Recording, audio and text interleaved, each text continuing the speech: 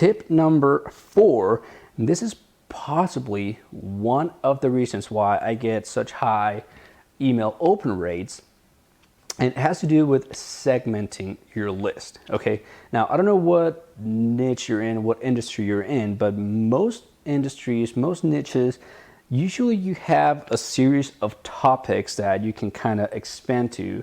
And some people are sometimes interested in all of the topics, but some people are sometimes only interested in a couple or a few. And it usually has to do, especially when it comes to like crafts or anything that has to do with, that has like a level where, you know, you have beginners, you have intermediates, you have advanced people kind of thing.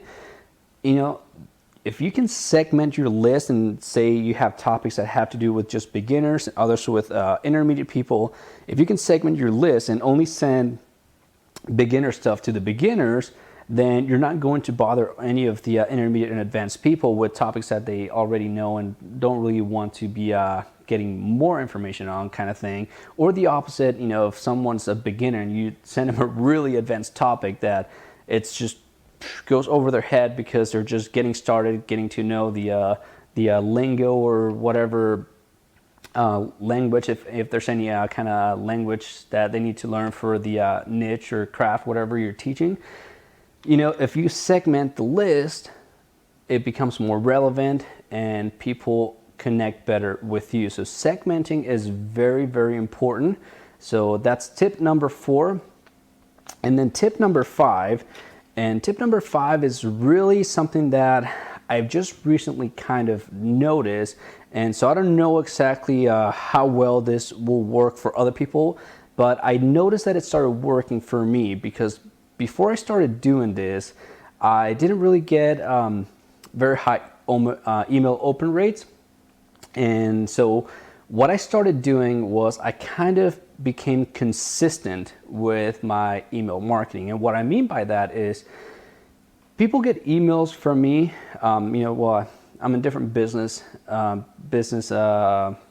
niches. So one of my businesses, what I've done is I basically came up with a newsletter.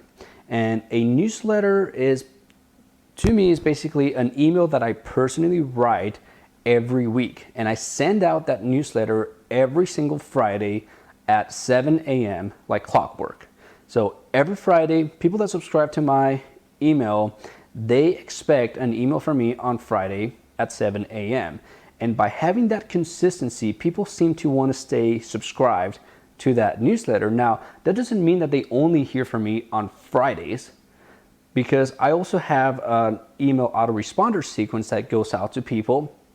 And that obviously goes out depending on when they sign up. So, you know, it's spaced out. They get a couple emails the first few days, and then they don't get another autoresponder for 2, 3, 4 days, and then up to 5, 7, 14 days, whatever. So it's you know, I have like 33 messages that spread out. So I basically stay in touch with people for about a period of about, I don't know, I think I'm up to about 14, 16, maybe 18 months. So I have a bunch of autoresponders that go out separate, but every Friday, I send out what I call an email newsletter, and it's an email that I make look a little bit different. My autoresponder sequence is an email that's plain. It's a very plain email. I have basically a table of 300 pixels wide, so it's just like a small, short emails where that's basically where I do some of my selling, some of my pitching. But I also share a lot of good content in my email autoresponder, so people don't expect just a sales pitch from autoresponders. They can also expect good content from some of those autoresponders. So it's kind of like my timeless content, just good content that I want to share. That's what I have in there. But my email newsletters, though, it's something where it's a little bit more like an e-magazine, like an email magazine kind of thing. And this is something that was taught by, I believe, Ryan Dice, and there was someone else that he was partnered with that they were doing this kind of email marketing thing. Now, my email marketing newsletter has a high conversion rate when it comes to sending out the email on the day of. Now, I tried to do my email newsletter, all my autoresponders as my email newsletter, basically the same design where I have, you know, like a banner on top of the email and have kind of like other links to previous newsletters kind of thing. And what I found was that my response rate, my sales actually went down.